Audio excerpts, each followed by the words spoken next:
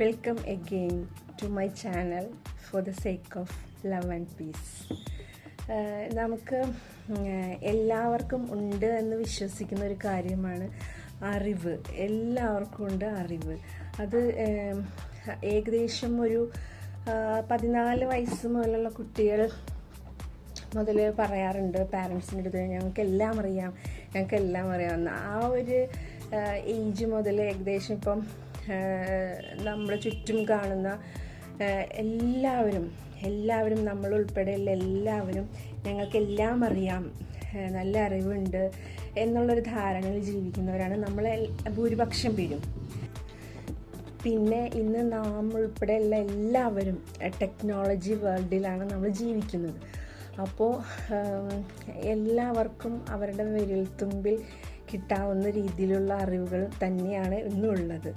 അതുകൊണ്ട് തന്നെ എല്ലാവർക്കും അത് കൂടുതലായിട്ടും കുട്ടികളിലാണ് ഞങ്ങൾക്കെല്ലാം അറിയാം, അറിയാത്ത കാര്യം ജസ്റ്റ് ഒരു ഫിംഗർ ടിപ്പിൽ കിട്ടാവുന്ന കാര്യമേ ഉള്ളൂ ഈ അറിവ് എന്ന് പറയുന്നത്. പക്ഷേ ആ അറിവിൻ്റെ കൂടെ വേറൊരു കാര്യം കൂടി ചേർത്താലാണ് ആ ജീവിതം ഒന്നുകൂടി രസകരമാവുകയുള്ളൂ. അതെന്ത് കാര്യമാണെന്നറിയോ? അതാണ് തിരിച്ചറിവ്, അവെയർനെസ്. അത് മനസ്സിലാക്കാൻ വേണ്ടിയിട്ട് ഞാൻ ഒരു എക്സാമ്പിൾ പറയാം.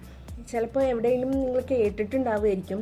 എന്തായാലും ഞാൻ ഇതിലൂടെ ഷെയർ ചെയ്യുന്ന കാര്യങ്ങൾ ഞാൻ കേട്ടതും വായിച്ചതും അറിഞ്ഞതും എൻ്റെ ജീവിതത്തിൽ ഇതുവരെ എക്സ്പീരിയൻസ് ചെയ്തതായിട്ടുള്ളതും ആയ കാര്യങ്ങളാണ്. അല്ലാണ്ട് പുതിയതായിട്ട് പൊട്ടിമുളച്ച് വന്ന കാര്യങ്ങളൊന്നും അല്ല ഞാൻ ഇതിലൂടെ ഷെയർ ചെയ്യണത്. അപ്പോൾ ആരെങ്കിലും കേട്ടിട്ടുണ്ടെങ്കിൽ ഇറ്റ്സ് ഓക്കെ. അപ്പോൾ എക്സാമ്പിൾ എന്ന് പറഞ്ഞാൽ തിരിച്ചറിവിനെ പറ്റിയുള്ളൊരു എക്സാമ്പിളാണ് ഞാൻ ഇപ്പോൾ പറയാൻ ഉദ്ദേശിക്കുന്നത്. അതായത് ടൊമാറ്റോ, നമ്മുടെ തക്കാളി, is it a fruit or a vegetable? അതൊരു ഫ്രൂട്ടാണോ വെജിറ്റബിളാണോ? വെജിറ്റബിളാണോ അതോ ഫ്രൂട്ടാണോ? Tomato is a fruit. Okay, tomato എന്ന് പറയുന്നത് ഒരു ഫ്രൂട്ടാണ്. But we cannot add tomato in fruit salad.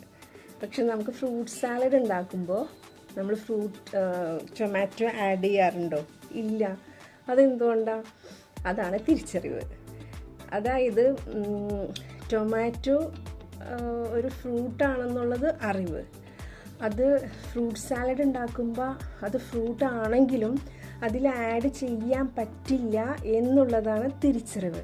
ഇതാണ് അറിവും തിരിച്ചറിവും തമ്മിലുള്ള വ്യത്യാസം. അപ്പം ആ അറിവും തിരിച്ചറിവും കൂടി ചേരുമ്പോഴാണ് ആ അറിവ് മനോഹരമായി തീരുന്നത്. അപ്പോൾ ഞാൻ പറഞ്ഞു വന്നത് എന്താണെന്ന് വെച്ച് കഴിഞ്ഞാൽ,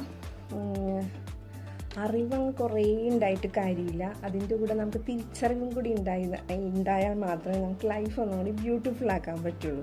അതായത് തിരിച്ചറിവിനെ ഒന്നുകൂടി ഞാനൊന്ന് എക്സ്പ്ലെയിൻ ചെയ്യുകയാണെങ്കിൽ, ഞാൻ മനസ്സിലാക്കിയെടുത്തോളം പറയേണ്ട കാര്യങ്ങൾ പറയേണ്ട സമയത്ത് പറയേണ്ട പോലെ പറയാൻ കഴിയുക, ചെയ്യേണ്ട കാര്യങ്ങൾ ചെയ്യേണ്ട പോലെ ചെയ്യേണ്ട സമയത്ത് ചെയ്യാൻ കഴിയുക, അതായിരിക്കും തിരിച്ചറിവ് എന്ന് പറയുന്നത്.